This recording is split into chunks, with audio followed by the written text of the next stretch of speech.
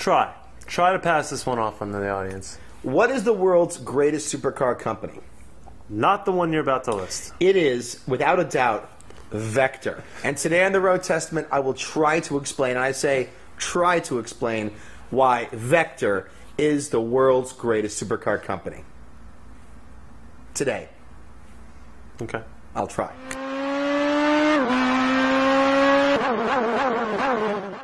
First and foremost, what makes a great company? List the 3 objectives right now before we get into any details about Vector. What makes a good company? Obviously, you're asking that question because before I even describe the Vector, you're going to try to disqualify the entire episode. Absolutely. As Vector fails to meet the criteria of a great car company, let alone the greatest supercar company. Before we get into it, I would like to just... Why is this already so funny? Because before we even get into this company, I want to list off one fact that you had just told me, which you shouldn't have told me leading up to this. No, don't give away the punchline. This is maybe going to be the best Road Testament ever because we are not inventing our disagreement. All right, now let's start with what makes a great car company. All right, what's your first one? They have to sell cars. Wrong. Not true. A great car company. Somewhere there is a kid with a poster of their car on the wall. That's criteria number 1. Give me another one. Their cars have to run. Wrong. Okay?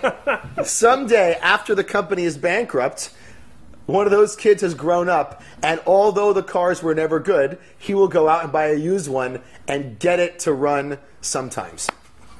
What's number 3? The company must have a proper business model that does not function off of suing other people for money for financing. Wrong, because Maserati, was acquired by Citroën when they were bankrupt back, and then they provided the engine for the Citroën SM.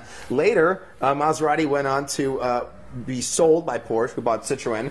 Citroën's a real car company. Okay, they were bought, and Maserati's now owned by Ferrari. Before we get into Vector, let me tell one thing to the audience. Okay. This is a company that sued Goodyear as part of their financial strategy to gain enough capital to build these cars. And they still didn't build cars. Okay, so go on with what Vector is and why it's the best supercar company ever made. Ever. All right, so let's talk about what defines a supercar. No. Go into Vector. I want to. Okay. They know what a supercar is. You define Vector, and then we'll take it from there. The reason the viewers of the Road Testament know what a supercar company is because they make a supercar. Okay. And a supercar is something that when you see it in the street, even if it isn't running, you say to yourself, "Wow, that Ferrari." That Porsche looks so puny and weak compared to this. I'll never be able to afford this, and nor will anyone I ever meet ever be able to afford this car. Probably because it would take millions to get it running. And the Vector is the original American supercar. Not true. GT40. Go on. That's not a supercar. The GT40 was a race car. Go on with Vector. How did the company start? Give me the details. Try to convince the audience that there's actually some kind of story here. Well, the story begins with, have you ever seen one? Yes, I have. Okay, now, running under its own power. No, I have not. Proof that it's a supercar. So a guy named Jerry Wiegert from Michigan apparently worked for some manufacturers. Now, it was hard to assemble the research on this. I read the wiki, which is itself contradictory.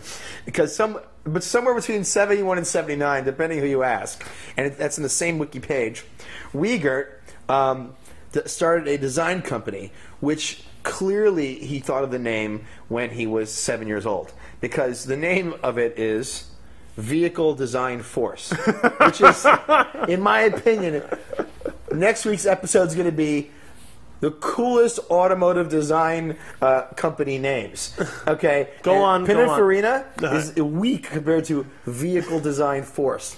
So he proposed that he deliver a supercar which would be built with aircraft technology, which you're going to claim is not true. Aircraft technology could very well be amazing for any vehicle. Right. The fact is, when you add rivets to a car, that does not really mean it's aircraft technology.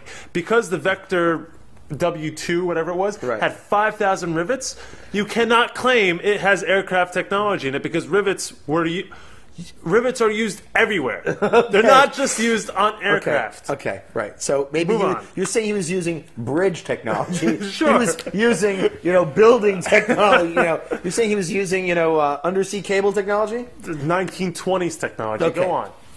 So, like Ford does, but that's another story. Move on. So Wiegert, he proposed that the car in '71 cost around $11,000, which at the time was, and I quote the wiki again because information is scarce, the same price as a Rolls-Royce Silver Spur, which today it costs about $500. But that's another story. So, how many Vectors did they build the first generation, whatever the first generation was? there was the prototype, which no one knows if it ever ran, the W2. Okay. Now, the first operating under its own power Vector was the W8, which is probably the car you've seen in posters, which was on the cover of Car and Driver, something like that. And it was also on my wall my entire childhood. I think it was on everyone's wall back then. Today, maybe you'd have an Enzo or an FXX or something. But the Vector was the shizzle-nizzle of kids' cars posters. If you go to 8th Street, New York, they only have Vector posters. Okay, Now, and how many of those did they build? Are you think I'm trying to avoid this question? How many W8s did they? What was it? Well, allegedly, and to be clear, this car. Let me look it up just to be sure.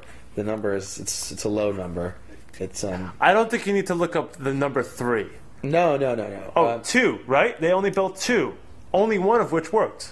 Well, You're going to look this up. Let me clear. The W2 was maybe 1 or 2. 1. Okay, but then the W8, which was this is the big one. This is the one. The one that. Okay. Okay, this is the big one, the big seller for them.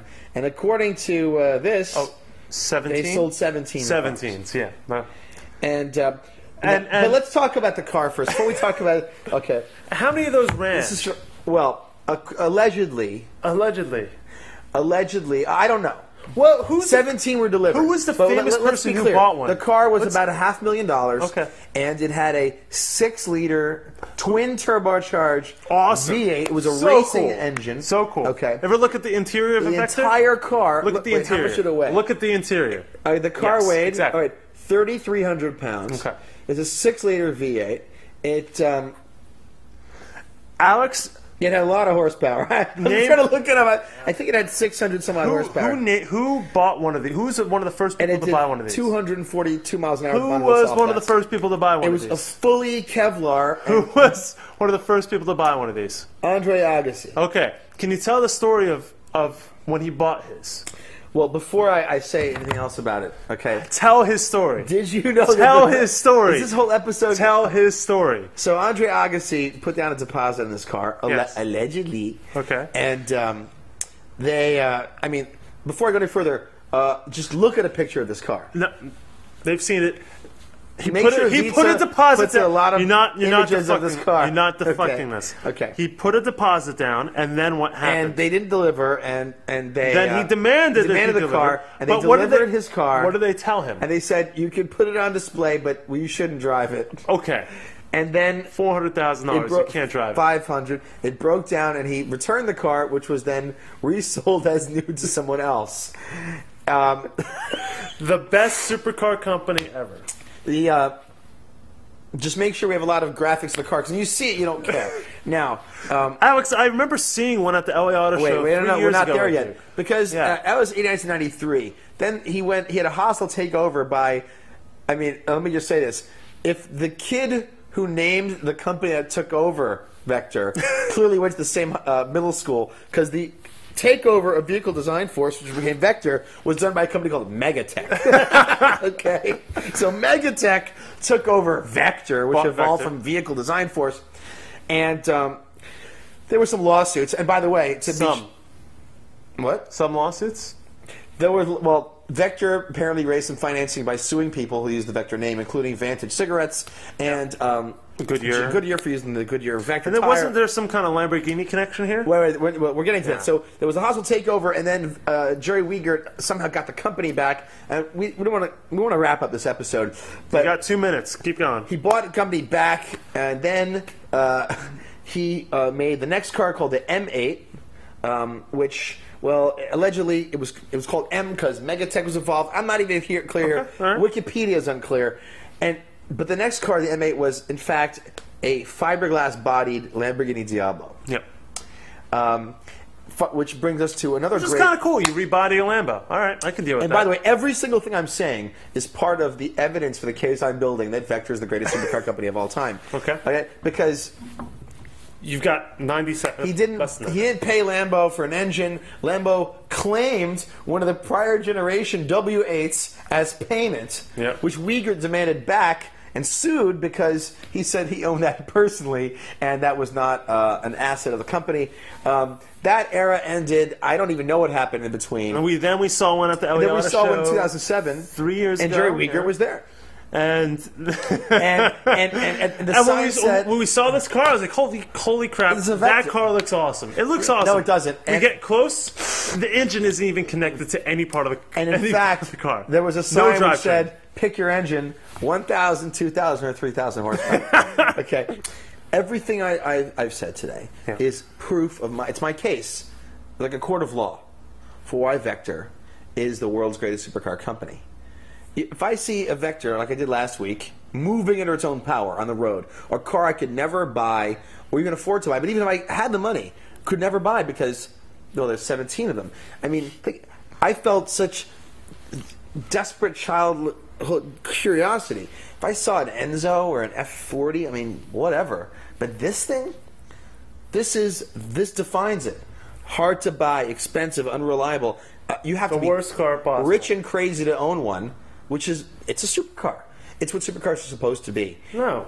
And today, what do you have? Pagani, Koenigsegg. So much more badass. Wait. But listen, Pagani, how many cars they sell? You're still buying an asset that is... How many cars they sell? No. You're still buying an asset which has a primary purpose of transportation. No. Pagani is designed for transportation. Yes. It's designed never to be driven. Okay? Bullshit. Never. Bullshit. Now, Koenigsegg? You can drive them. Really? Yeah. You ever driven in one? No. Volkswagen parts. At least the ones I saw. And they break down all the time. So, Vector is it.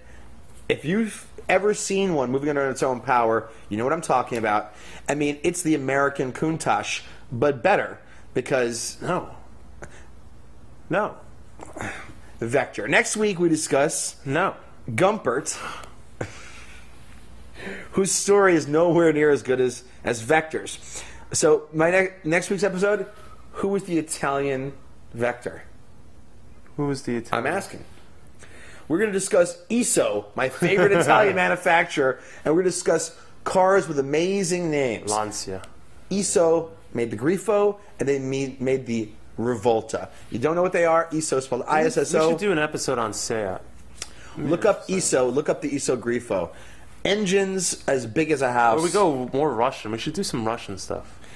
Next week in the Road Testament. Not Gumper. Supercars of the Arctic. Done. Ow, we're living in the fast lane, baby.